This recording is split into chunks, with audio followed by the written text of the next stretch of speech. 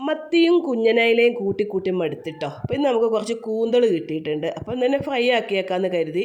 എന്നാൽ പിന്നെ വീഡിയോ നിങ്ങളും കൂടി കണ്ടോട്ടെ എന്ന് കരുതിയിട്ടോ.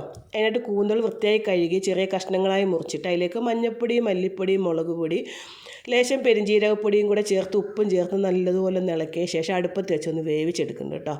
ഇനി ഒരു പാൻ അടുപ്പത്ത് വെച്ചെടുത്ത് അതിലേക്ക് ഞാൻ വെളിച്ചെണ്ണ ഒഴിച്ച് ചൂടായപ്പോൾ അതിൽ കുറച്ച് സവാള ഒന്ന് അരിഞ്ഞൊന്ന് വഴറ്റി കേട്ടോ. അതിലേക്ക് ചെറിയ ഉള്ളിയും ഇഞ്ചിയും വെളുത്തുള്ളിയും കൂടെ ചതച്ചതും കൂടി ഇട്ട് കൊടുത്ത് നല്ലതുപോലെ ഒന്ന് വഴറ്റി എടുക്കുന്നുണ്ട് കേട്ടോ.